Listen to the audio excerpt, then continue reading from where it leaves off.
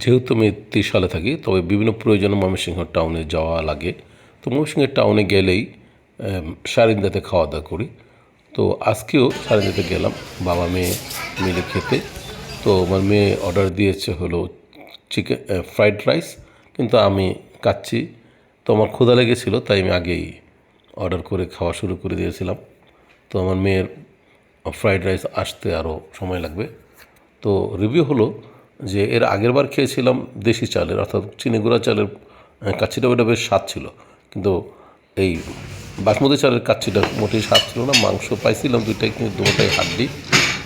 আর price হলো half plate 330 টাকা। আমি হাফ নিয়েছিলাম, সম্ভবত ফুল প্লেট 600 কাছাকাছি হবে, অথবা 600 প্লাস হতে পারে। বলতে গেলে দাম অনুসারে কাচ্চির মান খুবই খারাপ ছিল। তো কাচ্চি বিরিয়ানি অবশ্যই ঢাকারটা অনেক ভালো। তো ভবিষ্যতে ময়মনসিংহের অন্য অন্য জায়গায় ট্রাই করব, কারণ এখন ইদানিং দেখলাম ময়মনসিংহে আরও অনেক ভালো ভালো রেস্টুরেন্ট হয়েছে।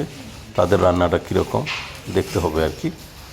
তো আমার ধারণা ঢাকার মতো পারবে না, কারণ ঢাকা থেকে সিক্রেট মশলা দেয়, সেখানকার অবশ্যই কিছু গোপন রহস্য আছে।